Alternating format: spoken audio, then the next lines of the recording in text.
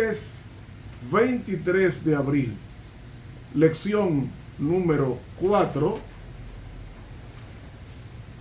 Defendamos la verdad para memorizar.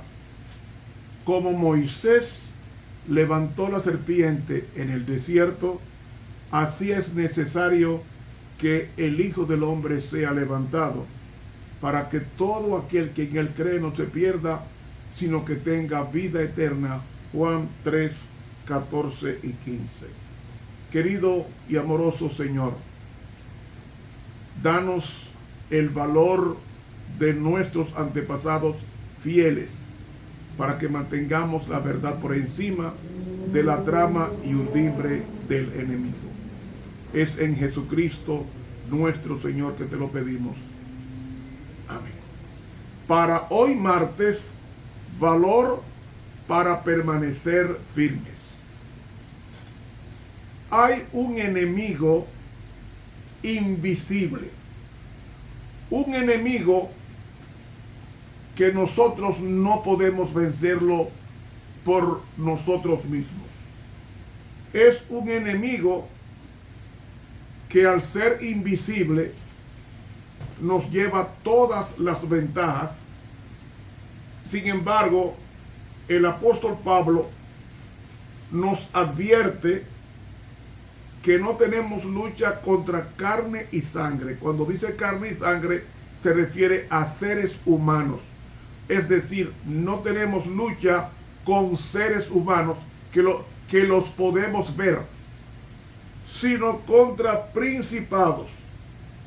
Es decir, personas superiores a nosotros, que son potestades. O sea, hay demonios.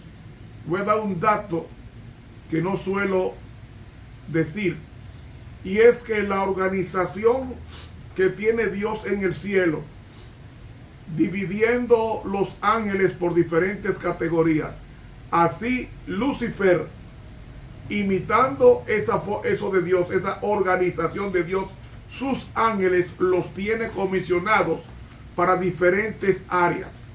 Me explico. Un gobierno tiene,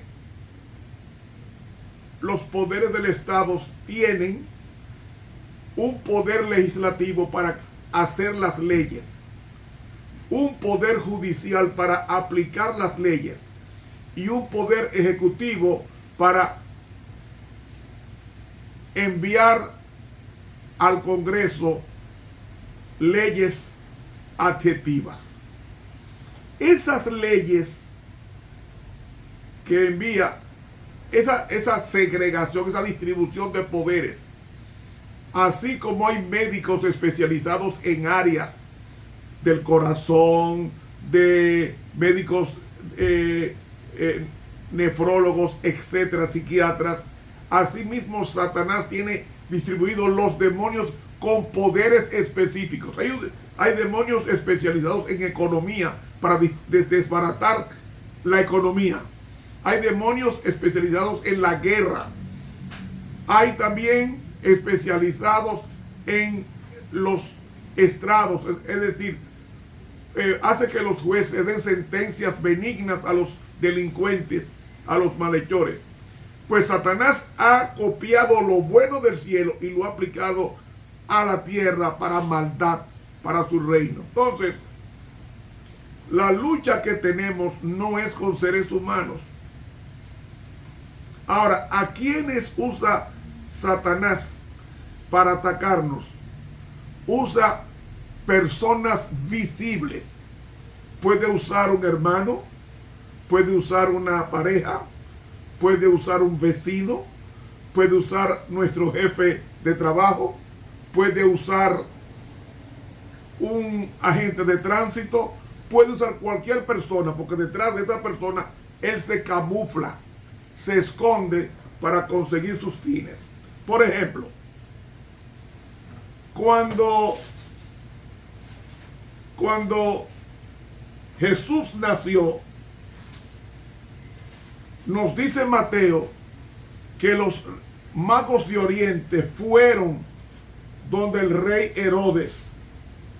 Y el rey Herodes, cuando vio a los magos visitándole, dijeron ellos: nació en Belén de Judea el rey de los judíos. Y Herodes entonces mandó a que fueran a visitarlo para rendirle honores, pero eso era una treta artera, era para matarlo. Pero cuando ellos no volvieron donde Herodes, porque Dios les mostró que tenían que irse bajo un sueño, ¿qué hizo Herodes? Mandó a matar a todos los niños de 2 años para abajo. ¿Quién estaba detrás de Herodes? Satanás, que quería destruir al niño recién nacido llamado Jesús. Pues es a través de los hombres que Satanás trabaja. De ahí que Efesios 6 nos dice: porque no tenemos lucha contra sangre y carne, es decir, contra seres humanos, sino contra principados y potestades, es decir, de espíritus demoníacos que están en el aire. Porque el propósito de los demonios es tomar posesión de las personas que no estén revestidas de la palabra de Dios. De ahí que nos dice el apóstol Pablo que tenemos que tomar toda la armadura de Dios para que podáis resistir en el día malo y estar firmes habiendo acabado todo. Entonces, uno de las armas del cristiano es la palabra de Dios. Es la palabra de Dios, es lo único. El diablo no le tiene miedo a la cruz, porque él está en los cementerios y los cementerios están llenos de cruces. Ese señor le tiene miedo es a la palabra. Tan pronto una persona con oración abre la Biblia, él tiembla. Y eso fue lo que pasó con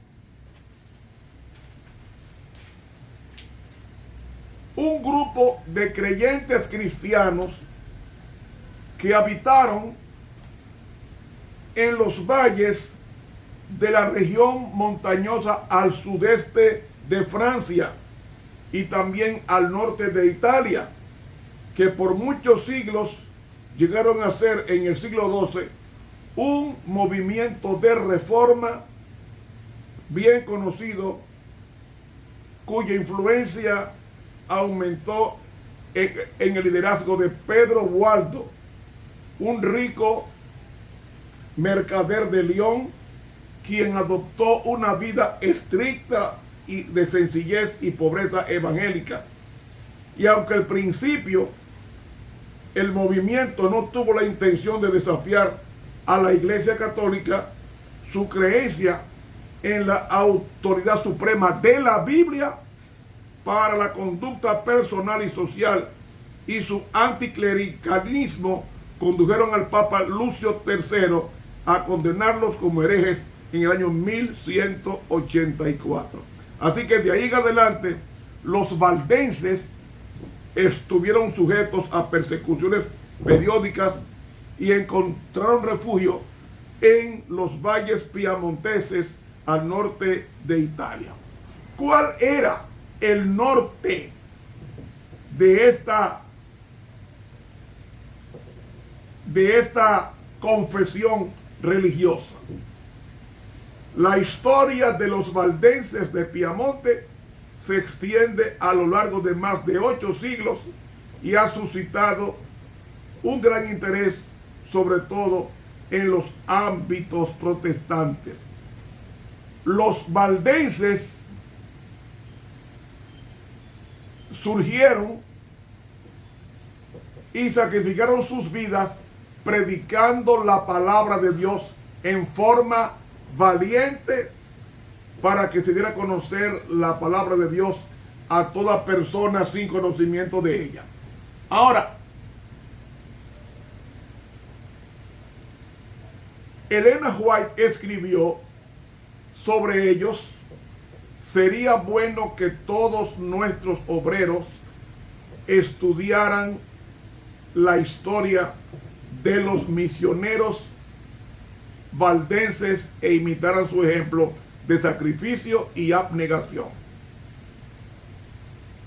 Ahora, ¿por qué existe cierta afinidad entre los adventistas y los valdenses? Primero, porque la Biblia es el fundamento de los valdenses.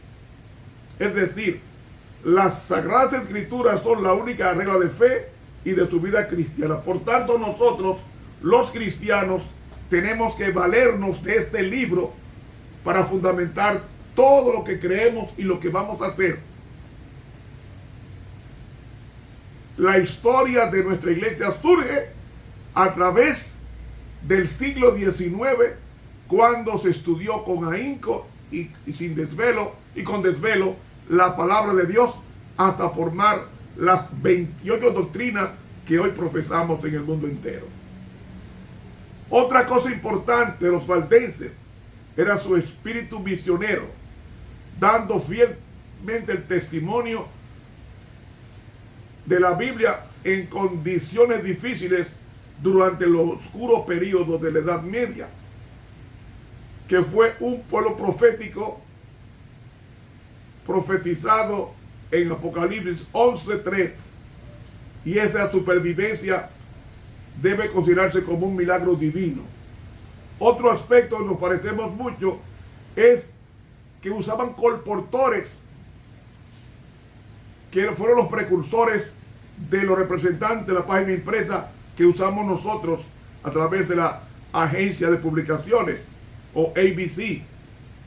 Además, en Europa, el mensaje adventista fue predicado primero a los valdenses, y la señora White visitó a los valdenses, les predicó y les consagró un capítulo entero en su libro El conflicto de los siglos.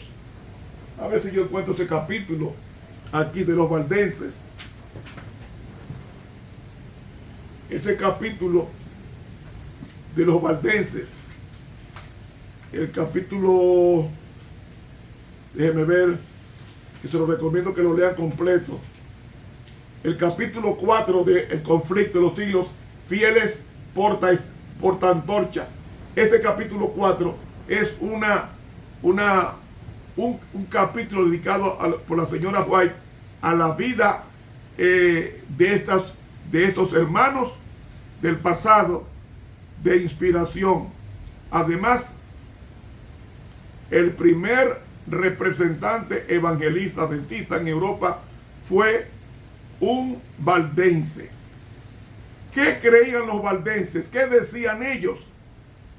Oh, mis hermanos, ellos decían textualmente,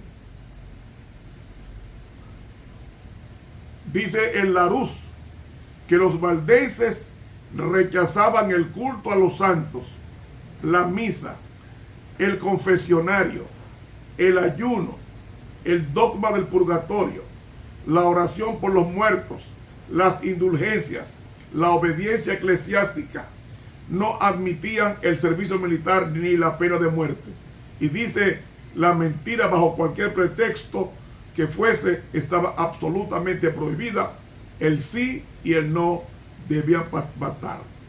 Esto era la resiedumbre y la actitud de estos hermanos de León, que aunque fueron perseguidos, mantuvieron en alto la principalía de la normativa de la Sagrada Escritura, todo con así escrito está. Y nosotros debemos de ser, si queremos ser fieles como los valdenses, debemos de tener la Biblia como nuestra consejera diaria, de tal manera que al compartir con los demás esa consejería divina, podamos aclarar al mundo la verdad cardinal que ofrece la Sagrada Escritura. Mis hermanos, que Dios nos bendiga.